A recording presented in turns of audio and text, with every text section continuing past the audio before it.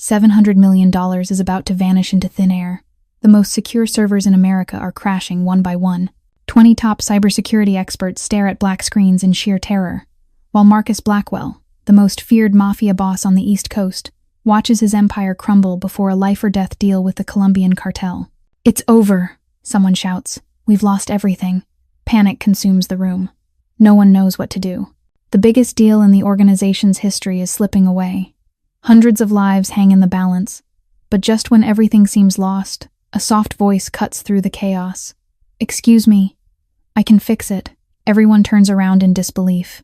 The one who spoke is a 27-year-old woman in a faded cleaning uniform, holding an old USB drive. She is the janitor, the one everyone ignores every night while she mops their floors and empties their trash. Dark circles under her eyes from working 3 jobs, calloused hands from years of struggle. Yet in her gaze burns an unshakable confidence.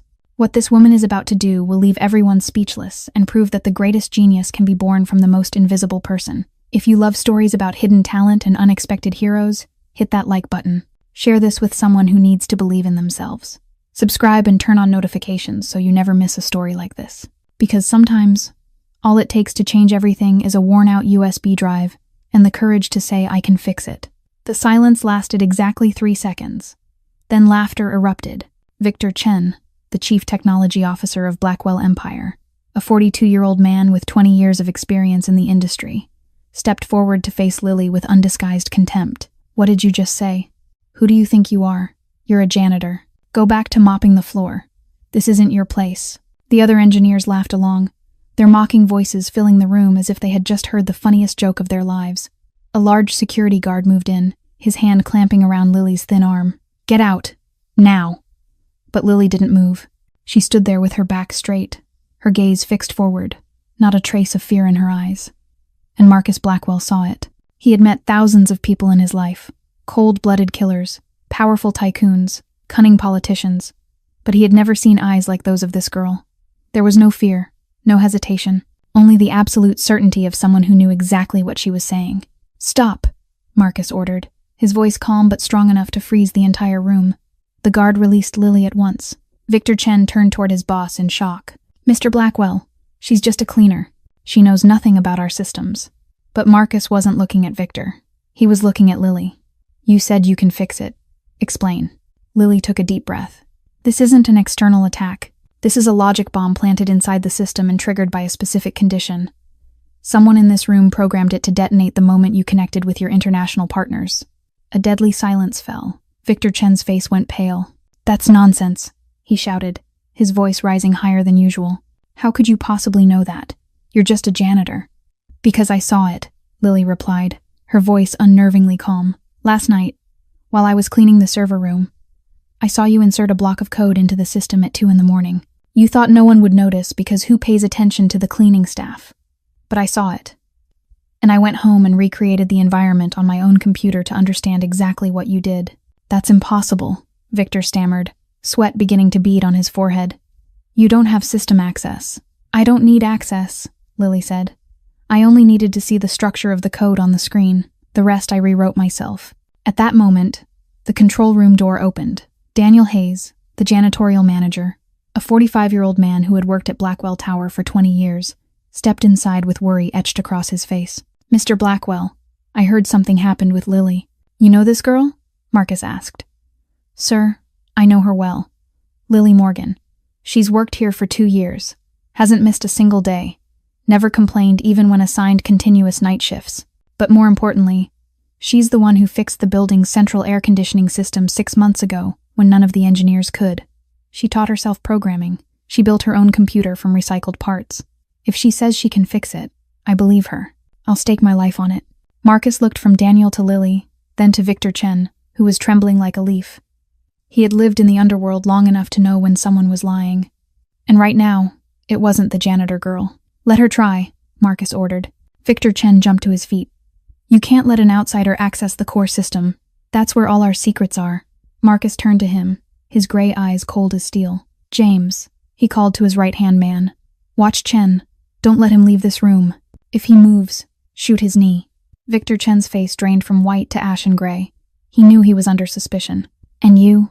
Marcus said, turning back to Lily. If you fail, you'll never leave this building alive. Do you understand? Lily swallowed, but her gaze didn't waver. I understand. Then begin. We have 72 minutes. Lily walked toward the main computer, each step echoing through the tight, suffocating silence of the room. 20 top engineers instinctively parted to either side as if she carried some kind of contagion. They still didn't believe her. They still thought this was a joke. Lily didn't care. She sat down in the chair, still warm from Victor Chen, placed her hands on the keyboard, and inserted an old USB drive into the port.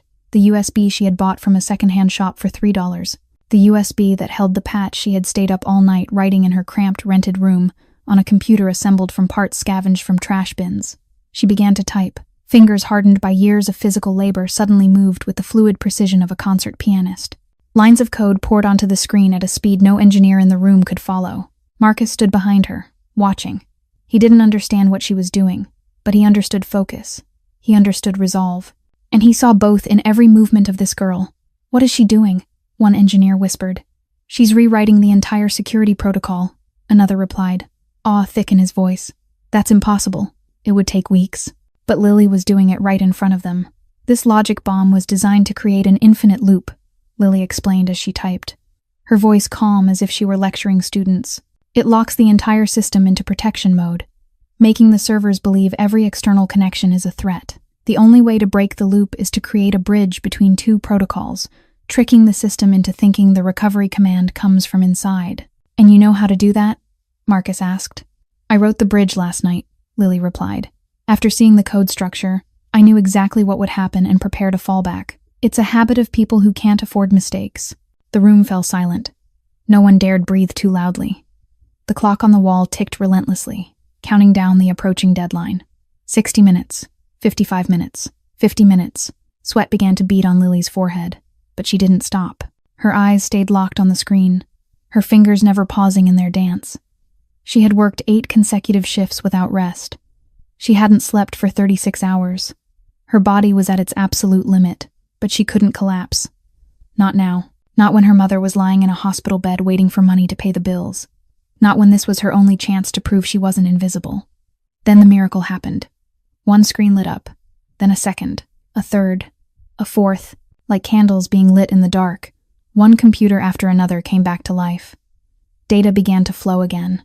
Connections were restored. On the main screen, the faces of the Colombian men appeared, still waiting with irritation, but not yet gone. Connection stable, an engineer announced, his voice trembling in disbelief. All data has been restored. More than that, another added, sounding as if he'd seen a ghost. Processing speed has increased. She didn't just fix it, she improved the system. Marcus glanced at the clock. 20 minutes before the deadline, $700 million had been saved. His empire still stood, and it was all because of a janitor no one had bothered to see. He turned to thank her. But Lily was no longer in the chair. She had stood up, staggered backward, her face drained of all color. Then her legs gave out. Marcus lunged forward, catching her before she hit the floor. In his arms, she felt as light as a dry leaf. So fragile he feared he might break her if he held her too tightly. She's exhausted. Daniel Hayes rushed over, worry thick in his voice. She hasn't slept in days. Marcus looked down at Lily's closed face. Deep shadows hollowed her eyes. Her lips were cracked from dehydration. Ink stains still marked her fingers from hospital bills she calculated every night. This girl had just saved $700 million for him, and she didn't even have enough money to buy herself a proper meal. Lily woke up on a leather sofa in a room she had never seen before. The lighting was soft, the air cool from the conditioning, and somewhere nearby drifted the faint, bitter scent of coffee. She blinked several times, trying to piece together what had happened. Then it all rushed back. The system crash. $700 million. The USB drive. She had fixed it, and then she had passed out. She sat up abruptly, her heart racing. Where was she? This is my office. Marcus Blackwell's voice came from behind the desk. He was sitting there, steel gray eyes fixed on his computer screen, his expression unreadable. You slept for 4 hours. 4 hours? Lily panicked. What about the meeting with the cartel? It's done, Marcus replied shortly. The deal was successful. $400 million in weapons are locked in. $300 million in assets inside the system are secure, all because of you. Lily let out a shaky breath of relief, but it didn't last long. She sensed the room carried an unusual heaviness. and there was something on the screen Marcus was watching. "What are you looking at?" she asked quietly. "The data you traced," Marcus answered. "While fixing the system, you accidentally left behind a log tracing the origin of the logic bomb. Do you want to see it?" Lily stood and walked closer to the desk. On the screen were lines of code, IP addresses, bank transfers, and a name, Victor Chen. $5 million, transferred from an account in Cyprus. Sender Nikolai Kozlov. Lily read the name and felt as if a bucket of ice water had been poured down her spine. Kozlov. That name. She knew that name. She would never forget that name. 12 years ago. A winter night. A small apartment in Brooklyn. Her mother was cooking dinner. She was doing homework. Then came a knock at the door. 2 police officers stood outside, their faces gray like the December sky. "We're very sorry, Mrs. Morgan. Your husband, Thomas Morgan, was shot and killed at the warehouse where he worked the night shift as a security guard. We believe this was a gang-related hit. The primary suspect is someone connected to Nikolai Kozlov." Her mother collapsed right there in the doorway. And Lily, 15 years old, stood frozen like a statue. Not crying, not screaming, silently watching her world fall apart. From that moment on, she was no longer a child. From that moment, she had to work, to take care of her mother, to abandon her dreams. And now, 12 years later, that name had surfaced again. Lily began to tremble, her legs threatening to give out once more. Marcus noticed the change in her face. "You know Kozlov?" he asked, his voice sharpening. Lily didn't answer. She couldn't. Her throat felt crushed by an invisible hand. At that moment, the office door opened. James Harrison walked in, dragging Victor Chen with him. The former technology director looked ruined, his face swollen, his shirt torn open, his hands cuffed behind his back. "He confessed to everything," James reported. "Kozlov paid him $5 million to plant the logic bomb. The goal was to destroy the cartel deal and steal all the data on our people." Marcus stood and stepped in front of Victor. He said nothing, only stared at the traitor with eyes colder than a New York winter. "Mr. Blackwell," Victor stammered. "Please spare me. I have a wife and children. I was forced." "She had a father too," Marcus replied softly, his voice carrying hell within it. "And Kozlov killed him." Victor's eyes widened in horror. He didn't understand who Marcus was talking about, but Lily did. She looked at Marcus, and for the first time, she saw more than a cold mafia boss. He knew. He had known about her father. "Take him to the basement," Marcus ordered. "Give him time to think about loyalty." James nodded and dragged Victor away. The former executive screamed and begged, but no one listened. The door closed, the screams fading down the corridor. Lily stood there, witnessing it all, her body icy cold. This was the underworld. This was the place she had just stepped into. No law, no court, only power and punishment. "James," Marcus called as his right hand returned. "Investigate Morgan's background. I want everything. Her family, her father, her connection to Kozlov." He turned to Lily, his eyes still cold as ice, yet something else lurked deep within them. "And you," Marcus said. "You owe me a story." Lily sat across from Marcus, the polished black oak table between them like an invisible boundary. She had told him everything. About her father, Thomas Morgan, the gentlest night shift security guard in the world. The man who taught her how to fix her first computer when she was only 7. About the winter night 12 years ago, when he was shot dead simply because he had accidentally witnessed a transaction involving the Kozlov gang at the warehouse where he worked. About her mother, Martha Morgan, the woman who completely collapsed after her husband's death and who now lay in a hospital bed with late-stage lung cancer. About dropping out in her 3rd year at NYU to work, to earn money, to keep her mother alive one day at a time. Marcus listened without interrupting, without commenting. He simply sat there, gray eyes fixed on her with something Lily couldn't decipher. When she finished, he slid a folder across the table. "I know," he said. "James finished the investigation an hour ago." Lily looked at the folder. Her photo, her mother's photo, her father's photo, the death certificate, hospital bills, university transcripts, her entire life compressed into a few dozen pages. "You were an excellent student," Marcus continued. "A grade point average of 3.92 at NYU, computer science. Professors called you the best student they'd seen in 10 years, and you dropped out to mop floors." "I didn't have a choice," Lily replied, her voice dry and flat. "My mother's hospital bills are $15,000 a month. Scholarships weren't enough. Banks wouldn't lend. I had to work. One job wasn't enough, then 2. When 2 weren't enough, 3. "You worked 3 jobs at the same time?" Janitor here from 10 at night until 6 in the morning. A laundromat from 7 in the morning until 1 in the afternoon. Clearing tables at a diner from 2 in the afternoon until 8 at night. Sleeping 2 hours on the subway between shifts. Lily spoke as if she were describing the weather, as if it were the most ordinary thing in the world. But Marcus looked at her and saw the calluses on her hands, the deep shadows beneath her eyes, the way she sat slightly tilted because her back hurt from lifting too much weight for too long. This girl had fought alone for 12 years. No one helped. No one knew. And she still hadn't broken. "How long does your mother have?" Marcus asked bluntly. Lily was silent for a moment. "The doctors say 6 months with basic treatment. But if there's enough money for the new therapy, she might have a chance. The cost is $150,000 a month. She would never have that kind of money." "I know." Lily's voice began to tremble. "I know I can't save her. I'm just trying to buy time. Trying to have one more day with her. Because she's the only family I have left in this world." And then, for the first time in 12 years, Lily cried. Not sobs, just quiet tears sliding down her cheeks, as if they had been held back for too long and had finally found a way out. She didn't wipe them away. She let them fall. In front of the most feared mafia boss on the East Coast, the thin janitor girl revealed the fragility she had hidden for so long. Marcus said nothing. He simply handed her a tissue, a small, simple gesture. Yet it startled Lily so much that she stopped crying. She looked up at him, unable to understand why this man would do that. "I have a proposal," Marcus said, his voice still cold but no longer sharp. "Work for me. A salary of $250,000 a year. I'll cover all of your mother's medical expenses, including the new therapy. You'll have a proper apartment. You won't sleep on the subway anymore." Lily's mouth fell open. "What's the catch?" she asked, because she knew nothing in this world came for free. "You'll build me the best security system in the world.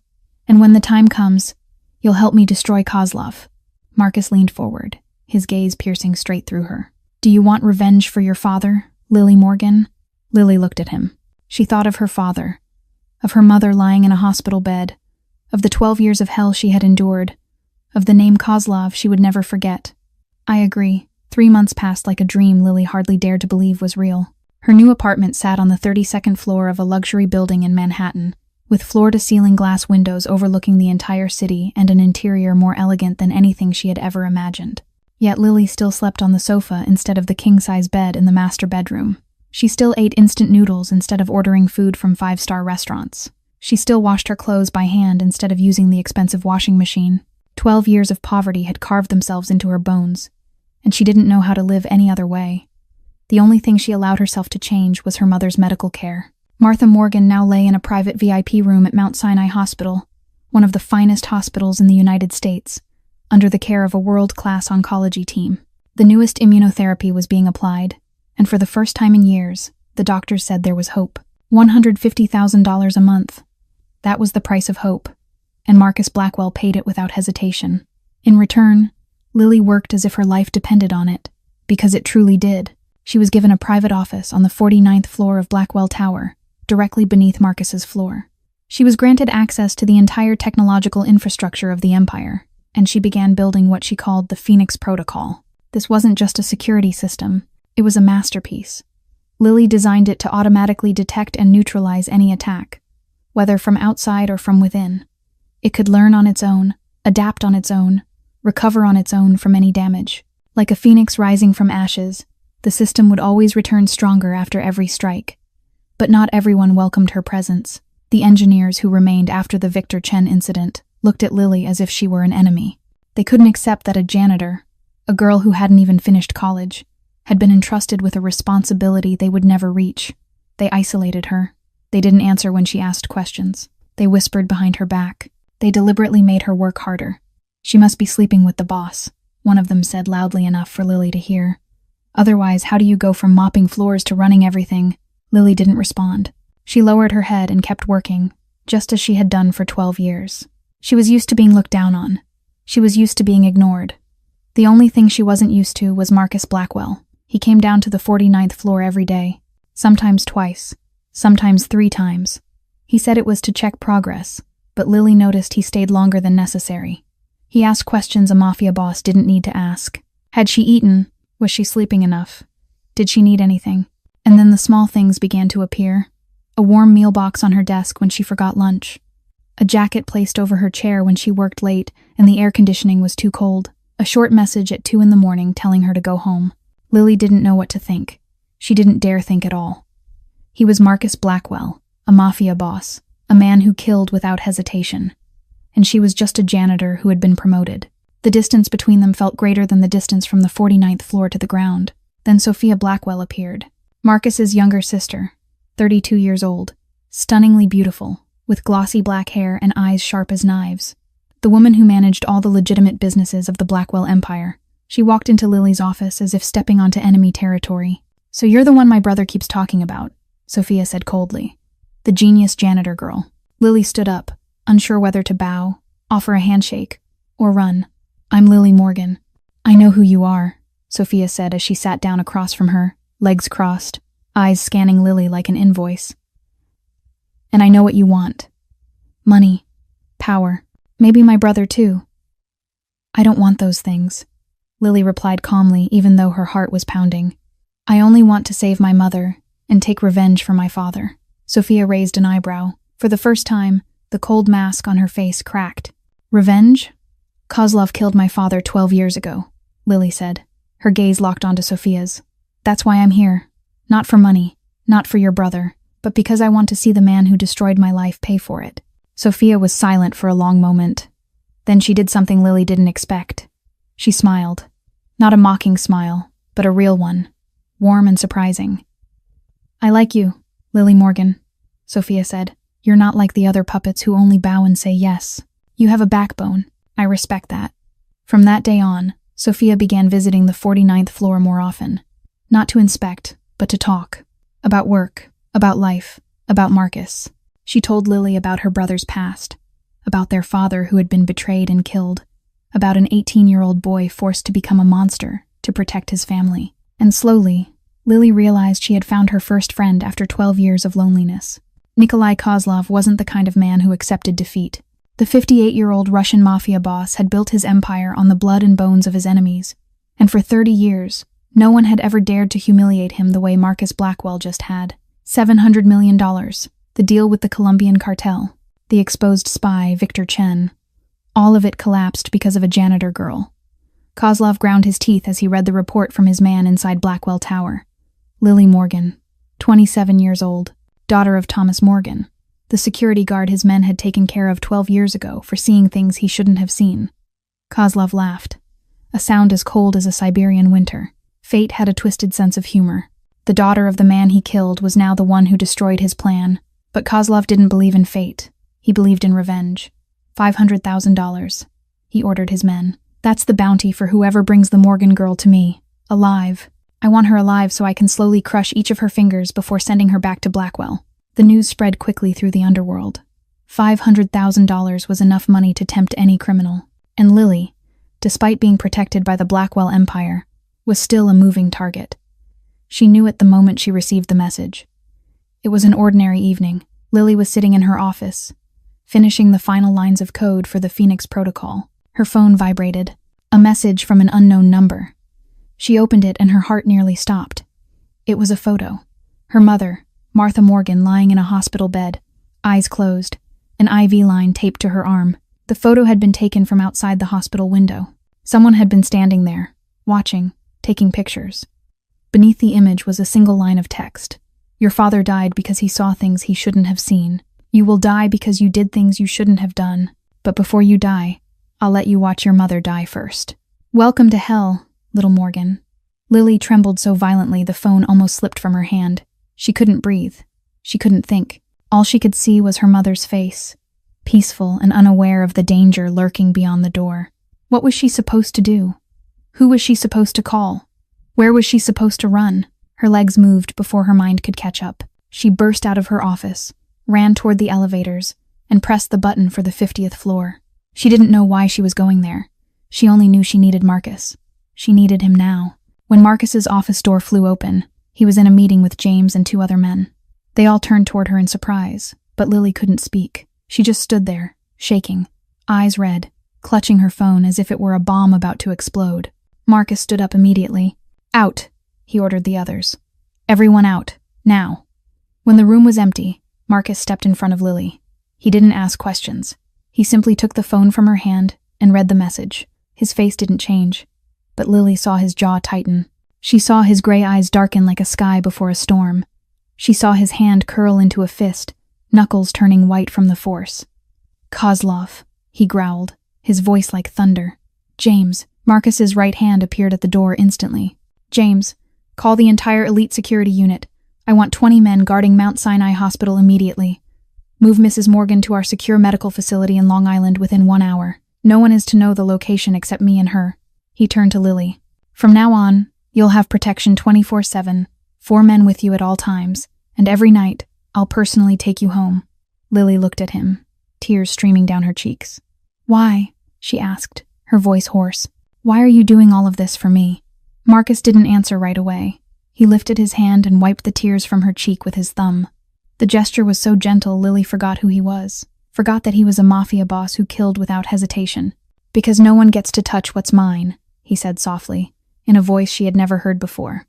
"And you're mine, Lily Morgan, whether you want to be or not." From that night on, everything changed. Lily's mother was moved to a secret medical facility with security tighter than the White House. Lily went everywhere with 4 bodyguards behind her, and every night, at exactly 10, Marcus's black Maybach waited in front of the building to take her home. He didn't talk much during those drives. Most of the time, he just sat beside her, working on his laptop or reading reports. But his presence, the faint scent of sandalwood cologne, the warmth of his body filling the narrow space of the car, all of it made Lily feel safe in a way she hadn't felt in 12 years. And that was the most dangerous thing of all, because Lily knew she was starting to depend on him. She was starting to need him. And in this world, needing someone was a fatal weakness. 1 month passed since the night Lily received the threatening message, and she completed the Phoenix Protocol. She pressed the enter key one final time at 3 in the morning, sitting motionless as she stared at the screen displaying the words, "System activated." Her body trembling from exhaustion and happiness at the same time. She had done it. The most perfect security system she had ever dreamed of was now real. Phoenix Protocol didn't just protect the Blackwell Empire from every possible attack. It optimized the entire operation. The numbers in the first weekly report were enough to make even James Harrison stare in disbelief. Profits increased 400%. Operating costs dropped dramatically. $200 million were saved each year. And security increased tenfold. No hacker could breach it anymore. The janitor girl had turned the Blackwell Empire into an unbreakable fortress. That evening, Lily received a message from Marcus. "Come to the rooftop." She didn't know what to expect when she stepped out of the elevator. The rooftop of Blackwell Tower was a sky garden, with rows of lush trees, small fountains, and a corner designed like an outdoor bar. But tonight, there were only 2 of them. Marcus stood by the railing, looking out over Manhattan glittering with lights below.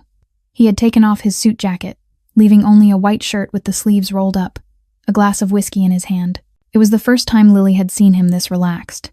"Thank you," he said as she approached, without turning around. "For the Phoenix Protocol. For saving my empire."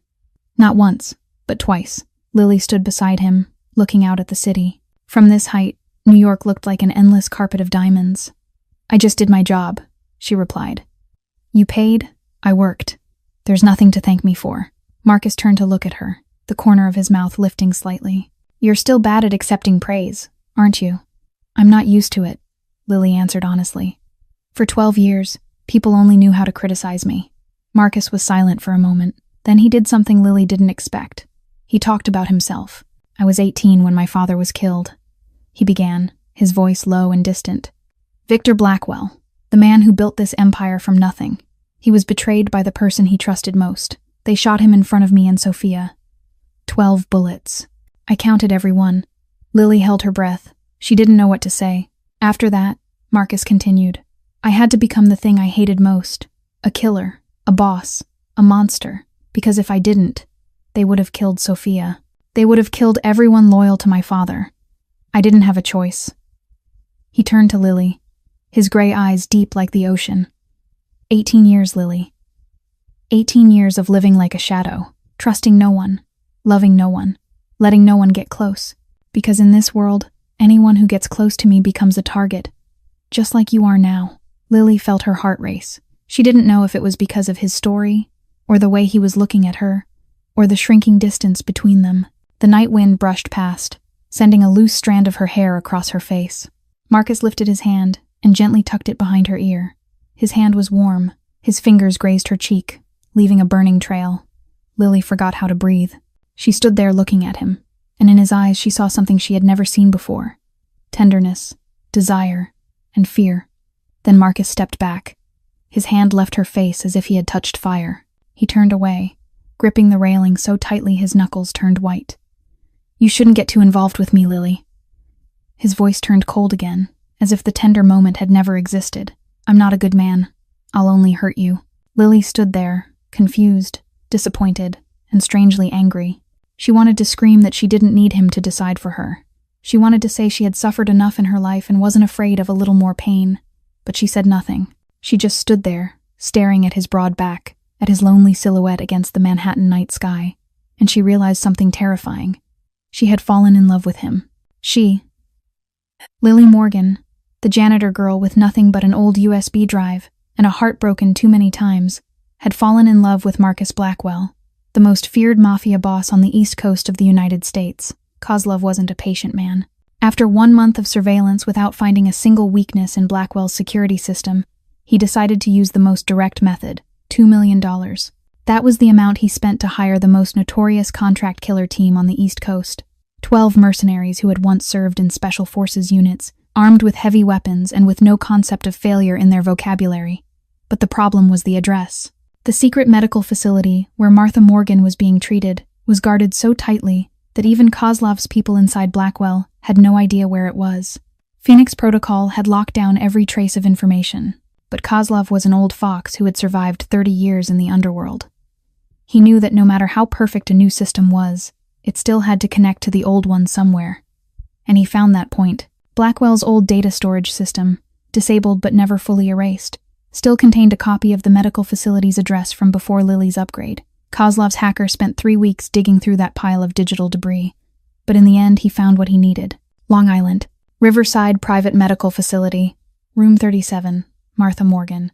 The attack began at 2 a.m, when the city was deep asleep. Lily was working in her office as she did every night when her phone vibrated.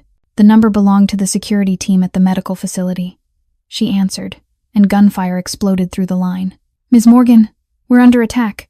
The guard's voice shouted over the sound of gunshots. "They have heavy weapons. We need reinforcements immediately." "My mother," Lily screamed, her voice tearing through the silence of the night. "How is my mother? She's still safe." "We're holding the 3rd-floor hallway, but there are too many of them. We can't hold out much longer." Lily didn't remember how she ran out of her office. She only knew her legs were moving, her heart was pounding wildly, and her mind held only one thought: mother. Her mother couldn't die. She couldn't lose anyone else. She rushed into the elevator and hit the button for the basement, where her car was parked, but before the doors could close, a hand stopped them. Marcus. He stood there, eyes bloodshot from lack of sleep, but completely alert. Behind him were James and 6 bodyguards, all fully armed. "I know," he said curtly. "Get in my car." The Maybach tore through the night at a terrifying speed, followed by 2 black SUVs carrying the security team. Lily sat in the back seat, hands clenched so tightly her nails dug into her palms, but she felt no pain. She felt only fear, the kind of fear she thought she had forgotten after 12 years. "How long?" she asked, her voice shaking. 20 minutes, James replied from the driver's seat. 20 minutes. In 20 minutes, her mother could die. Lily pulled out her phone, fingers trembling as they flew across the screen. She couldn't get there in 20 minutes, but she could do something else. "What are you doing?" Marcus asked, watching her type frantically. "Hacking into the medical facility's security system," Lily replied, eyes locked on the screen. "I can lock doors, control elevators, cut power to specific areas. I can slow them down until we get there." Marcus studied her for a moment, then nodded. "Do it." And Lily did. From the small phone in her hand, she breached Riverside's security system, the very system she had designed and installed a month earlier. She locked all entrances on the 3rd floor, turning it into a fortress around her mother's room. She shut down the elevators, forcing the assassins onto the stairs. She activated the fire sprinkler system on the 2nd floor, slowing their advance. She was the conductor of a symphony of chaos, and every note she played bought a few more precious seconds for her mother. When the convoy arrived, gunfire was still echoing from inside the building. Marcus was the first to leap out of the car, weapon already in his hand. Lily ran after him, ignoring James shouting for her to stay back. She couldn't stay back. Her mother was in there. What followed was hell. Gunshots, screams, shattering glass, the smell of gunpowder and blood thick in the air. Lily ran through bullets as if she were immortal, her heart fixed on a single destination. The 3rd floor, room 37. Mother. She was close now. She could see her mother's door at the end of the hallway, and she saw the assassin raising his gun, aiming straight at her. Time slowed. Lily saw his finger tighten on the trigger. She saw the barrel pointed at her chest. She saw death rushing toward her, and then she saw Marcus. He lunged from the side, shoved her down, using his own body to shield her. The gun fired, but it wasn't Lily who felt the bullet. It was Marcus. He let out a soft groan, his body collapsing on top of hers. Blood. His blood soaked through his white shirt, hot and red against her hands. Marcus. Lily screamed, her voice breaking apart. Marcus. No. No. Around them, James and the security team took down the remaining assassins. The gunfire faded, but Lily heard none of it. She saw only Marcus's face, pale and strained, but still breathing. He looked at her, the corner of his mouth twitching into a crooked smile. Your mother, he whispered weakly. Go check on your mother, Lily cried. She cried like she hadn't been able to cry in 12 years. You idiot, she sobbed, clutching him tightly. Why did you do that? Why did you protect me? Marcus didn't answer. He simply closed his eyes, and Lily screamed for medics in the blood-soaked hallway of the medical facility, where her mother was still safe inside room 37. The bullet only grazed Marcus's shoulder. It didn't hit an artery or bone, but the wound bled heavily and needed treatment. Blackwell's private doctor stitched and bandaged it on site, but Marcus refused to stay at the hospital. He hated hospitals. He hated feeling weak, and he hated lying still while Kozlov was still alive. So he returned to his penthouse apartment on the 50th floor of Blackwell Tower. And Lily went with him. She didn't ask permission. She didn't ask for approval. She simply stepped into the elevator with him, and when James tried to stop her, she looked at him with an expression that made even Marcus's right hand step back. I'm staying, she said, her voice leaving no room for argument. He was hurt because of me. I'll take care of him. Marcus didn't object. Maybe because he was too exhausted. Maybe because he didn't want to. His penthouse was vast and luxurious, but Lily didn't care about the expensive furniture or the million-dollar view of the city. She only cared about the man sitting on the sofa, his face tightening in pain as he tried to remove his blood-soaked shirt. Let me, she said softly, sitting beside him. Marcus wanted to refuse, but the pain wouldn't allow it. He stayed still as Lily undid each button, gently pulling the fabric away from his injured shoulder. And for the first time, she saw his body. Not the body of a powerful mafia boss, but the body of a soldier who had survived too many battles. Scars. Dozens of scars crisscrossed his chest, his back, his abdomen. Long scars like knife wounds, round scars like bullet holes, burn marks where flesh had once been scorched. 18 years in the underworld had written a brutal history across his skin. Lily reached out and touched an old scar on the left side of his chest, close to his heart. Her fingers trembled. This one? She whispered. Stabbed from behind, Marcus replied calmly, as if talking about the weather. I was 22, a traitor in my organization. He almost succeeded. And this one? Lily touched the scar along his right side. Through and through bullet wound. 25. A war with a gang in Brooklyn. And this one? Burn. 28. They set my car on fire while I was still inside. Lily looked up, her eyes red and shining. How much pain have you endured, Marcus? Marcus didn't answer. He just looked at her with those deep gray eyes, and Lily didn't see his usual coldness there. She saw exhaustion, loneliness, and something she didn't dare name. Why? She asked. The question she'd wanted to ask since the blood-soaked hallway of the medical facility. Why did you shield me? You could have died. You knew that. Marcus was silent for a long time. Then he raised his hand and touched her cheek. His hand was rough from years of holding guns, but the gesture was so gentle Lily forgot how to breathe. Because you're the only one who sees me, he said, his voice low and hoarse. Not Marcus Blackwell, the Mafia Boss. Not the Shadow King. Just me, a man who's tired of wearing a mask for 18 years. You see me, and I can't lose you, Lily cried. Tears slid down her cheeks, falling onto his hand still resting against her face. And then she did what she'd wanted to do since the night on the rooftop. She leaned down and kissed him. Their first kiss wasn't gentle. It was fierce, desperate. as if they were both dying of thirst and had found the only water in the desert. Marcus kissed her back, his hand threading into her hair, pulling her closer despite the pain from his wound, and Lily felt 12 years of loneliness melting away in his arms. When they finally stopped to breathe, Marcus looked at her, his eyes still burning. "Do you understand what you're doing, Lily?" he asked, his voice rough. "I'm a monster. I live in the dark. If you step into my world, you won't ever be able to leave." Lily looked straight into his eyes. She saw the Mafia Boss. She saw the killer. But she also saw the man who had used his own body to shield her from a bullet. "I understand," she said firmly. "And I don't care." 2 weeks after that night, everything between Marcus and Lily had changed. There was no more distance, no more barriers. They still kept it secret in front of others, but every night, Lily stayed at Marcus's penthouse instead of returning to her own apartment. She slept in his arms, her head resting against his chest, listening to his heartbeat steady and deep like a lullaby. And for the first time in 12 years, she felt like she belonged somewhere. But happiness in the underworld never lasted. Richard Sterling appeared on a Monday morning, unannounced and without warning. He was a 55-year-old technology billionaire, the CEO of Sterling Tech, one of the largest tech companies in the United States, with an estimated net worth of $12 billion. He walked into Marcus's office as if it were his own home, wearing an expensive gray suit and the confident smile of a man who had never been told no. "Mr. Blackwell," Sterling began, sitting down across from him without being invited. "I'm here with an offer you can't refuse." Marcus looked at him with eyes cold as ice. He hated men who were too confident. He hated men who believed money could buy everything. But he listened, because listening was how he survived in this world. "Phoenix Protocol," Sterling continued. "I've heard about it. The most perfect security system ever created. Self-learning, self-adapting, self-healing. It isn't just a piece of technology. It's the future of cybersecurity, and I want to buy it." "How much?"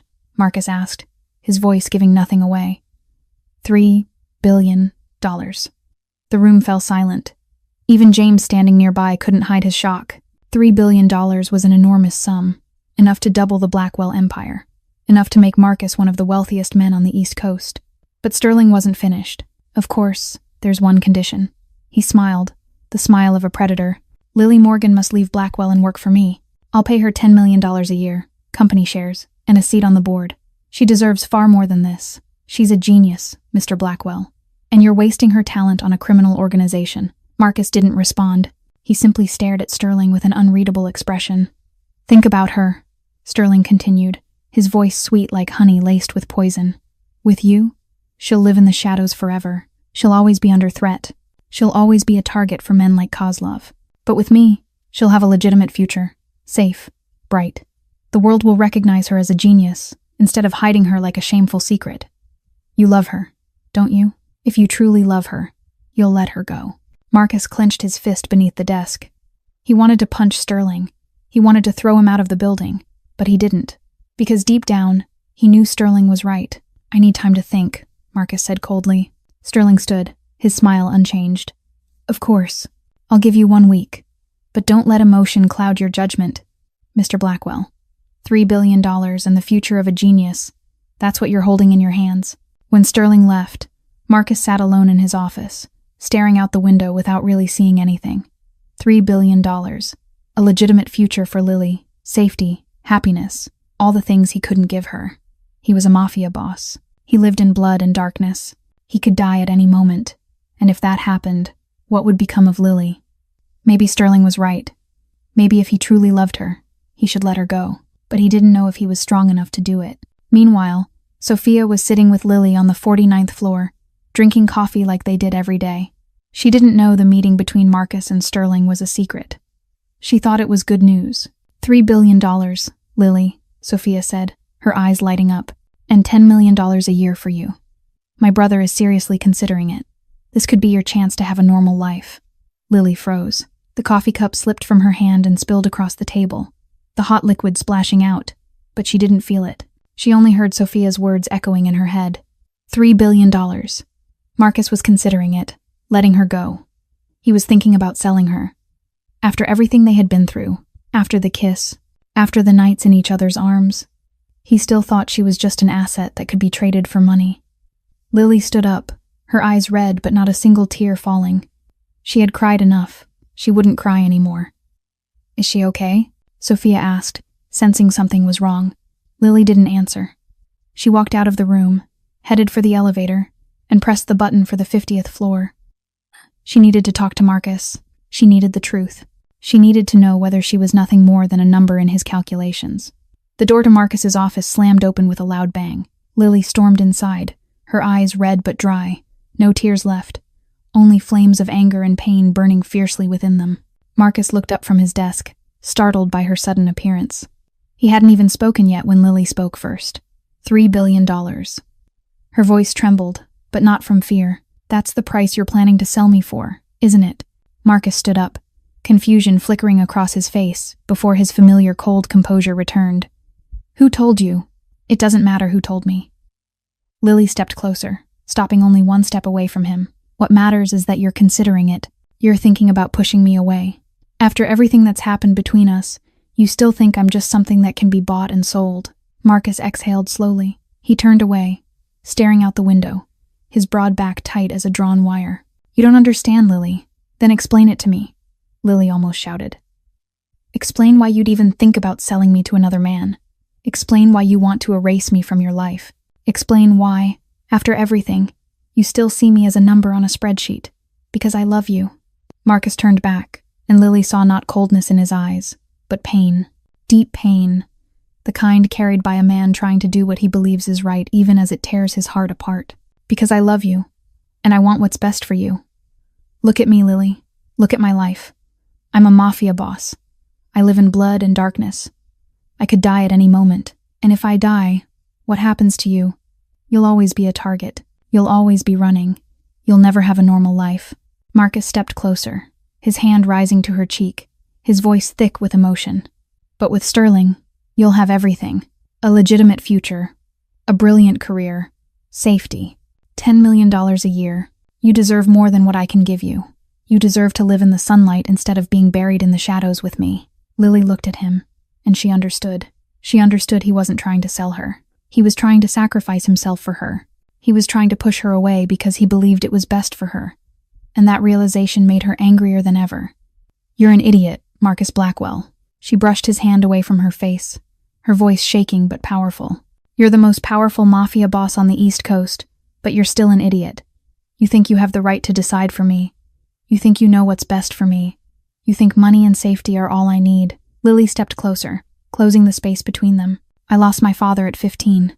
I worked 3 jobs at the same time for 12 years. I slept on subway trains, ate instant noodles, wore clothes from thrift stores. I lived in hell with no one by my side. And you think I'm afraid of the dark? I've lived in the dark my entire life." Her eyes locked onto his, unblinking, unyielding. "You don't get to decide for me, Marcus. You don't get to push me away because you think it's right. I don't need you to protect me by letting go. I need you to fight beside me. I need you to stay with me. Because I chose you." She lifted her hand and placed it against his chest, right over the scar near his heart. "I chose you the night I walked into that room full of black screens and said I could fix it. I chose you when I signed that contract. I chose you when I kissed you. And I'm choosing you now. Not for the money, not for protection, but because I love you, you idiot. I love you, Marcus Blackwell, mafia boss, killer, monster. I love everything you are, and you don't get to push me away." Marcus stood there, staring at the small, fragile woman in front of him, with eyes blazing and a heart that knew no fear. The woman who saved $700 million with an old USB drive. The woman who saw the darkness in him and stayed anyway. The woman who loved him knowing exactly who he was, and he realized he truly was an idiot. He picked up his phone and dialed Sterling's number, never taking his eyes off Lily. "Mr. Sterling," he said when the call connected. "The deal is off. Phoenix Protocol isn't for sale, and Lily Morgan stays with me, permanently." He didn't wait for a response. He ended the call, tossed the phone aside, and pulled Lily into his arms. She cried. For the first time since walking into this room, Lily cried. But these weren't tears of pain. They were tears of happiness, of relief, of love returned. She clung to him, her face pressed against his chest, crying as if 12 years of loneliness were being washed away with every tear. "I'm sorry," Marcus whispered into her hair. "I was an idiot. I'll never try to push you away again. You're mine, Lily Morgan, and I'm yours. Forever." 2 weeks after the decision to reject Sterling, Marcus and Lily began planning the final battle. No more running. No more defending. It was time to attack. Lily sat in front of the computer screens inside the central control room of Blackwell Tower, Phoenix Protocol running at maximum capacity. She had spent 2 full weeks preparing for this moment, writing every line of code, building every access gateway, creating invisible paths that would slip quietly into Kozlov's systems. And tonight, she would use everything she had to bring down the man who killed her father. "Begin," Marcus ordered, standing behind her. Lily pressed enter. Phoenix Protocol awakened like a fire-breathing dragon, tearing into Kozlov's network with unstoppable force. Firewalls collapsed, passwords shattered, data poured out like a waterfall. And Lily saw everything. $2 billion in dirty money spread across 23 bank accounts around the world. Human trafficking lists with more than 500 victims over the past 10 years. Records of weapons smuggling into active war zones. Proof of bribes paid to government officials. And a folder titled, "Those Who Stood in the Way." Inside it, a list of people Kozlov had ordered killed. Thomas Morgan appeared on line 17. Lily held her breath as she read it. Her father had not been a random casualty. He had been killed because he refused to look away when he saw something wrong. He had died like a hero, even if no one ever knew it. "I found his location," Lily said, her voice trembling slightly while her hands continued to type steadily. "A villa in Long Island, 12 guards, full perimeter camera and motion sensor coverage. Can you disable it?" Marcus asked. "Give me 10 minutes. 9 minutes and 40 seconds later, Lily looked up. "Done. The cameras are looping old footage. The sensors are offline. The main gate will open automatically when you arrive. He's on the 3rd floor, master bedroom, alone." Marcus looked at her. Pride and worry mixed in his eyes. "You stay here. Don't move." "No." Lily stood up and met his gaze. "I'm coming with you." "Lily," Marcus began to object, but she cut him off. "This is the man who killed my father. I have the right to face him. I have the right to look him in the eyes and ask why. You can't take that from me." Marcus was silent for a long moment. Then he nodded. "Stay behind me. Always behind me." The black convoy raced through the night, 15 of the most elite fighters of the Blackwell Empire, led by the boss himself and the former janitor who had become a technological genius. When they reached Kozlov's villa, everything unfolded exactly as planned. The gate opened automatically. Cameras detected nothing. Kozlov's guards were taken down one by one in silence, never managing to make a sound. Lily coordinated remotely from her laptop, locking one door, opening another, turning Kozlov's villa into a maze that only Blackwell's men could navigate. When Marcus kicked open the door to the 3rd floor bedroom, Nikolai Kozlov was sitting on the bed, a glass of vodka in his hand, as if he had been waiting for this moment all along. The 58-year-old Russian Mafia boss looked older than his years, his face carved with the deep lines of a lifetime of crimes. "Marcus Blackwell," Kozlov said, his voice thick with a Russian accent. "So you finally came. I've been waiting for this day." Marcus raised his gun and aimed it straight at Kozlov's head. 12 years ago, you ordered the murder of a night shift security guard named Thomas Morgan. Do you remember him?" Kozlov raised an eyebrow, amused. "I've killed hundreds of people. You expect me to remember every name?" "You'll remember this one," Marcus snarled, "because his daughter is standing right behind me." Kozlov looked past Marcus's shoulder, and for the first time, the confidence on his face cracked. Lily stepped out of the shadows, her face cold as ice, her eyes burning with 12 years of pain. She stared straight at the man who killed her father, the man who destroyed her life, the man who turned her from a 15-year-old girl into a woman who had to fight every single day just to survive. "My father," she said, her voice steady, "was Thomas Morgan. He worked as a night shift guard at a warehouse in Brooklyn. He had a wife and a daughter. He loved fixing computers and teaching me how to code. He was the best man I ever knew. And you killed him because he refused to look away from your crimes." Kozlov laughed, a cold sound echoing through the room. "So what do you want?" "Revenge. To kill me. Go ahead. I'm not afraid of death. I've lived long enough." Marcus looked at Lily, waiting. He knew this was her decision. He knew whatever she chose, he would follow. Because she had changed him. Because her love had turned a monster into a man. Lily looked at Kozlov, at the enemy she had hated for 12 years. She could kill him right now. She could order Marcus to pull the trigger. She could avenge her father, but she thought of her father. What would he want her to do? He, the man who died because he refused to become evil, would he want his daughter to become a killer? "No," she said, her voice clear and final. "I won't kill you. You don't deserve a quick death. She turned to Marcus. Hand him over to the FBI. I have enough evidence of $2 billion in money laundering, human trafficking, and weapons smuggling to make him rot in prison for the rest of his life. Let him live and suffer every day in a tiny cell, knowing his empire has collapsed, knowing he was defeated by a janitor girl. That is true revenge. Marcus looked at her, and he didn't see the trembling girl holding an old USB drive on the night of $700 million. He saw a strong woman who had conquered her own darkness. He smiled, the first truly warm smile he had had in 18 years. As you wish, he said, and lowered his gun. 2 years have passed since the night Kozlov was arrested and handed over to the FBI. The Russian Mafia Boss is now serving life without parole in a maximum security federal prison. His empire completely dismantled, his assets seized, his loyal men scattered to the winds. And Lily Morgan, once a janitor invisible to the world, witnessed justice finally being done for her father without ever staining her hands with blood. The Blackwell Empire changed as well. Marcus kept his promise to Lily, gradually transforming every part of the organization into legitimate operations. The underground businesses were shut down. Dirty money was cleaned through lawful investments. And from the ashes of a mafia empire, Blackwell Tech was born.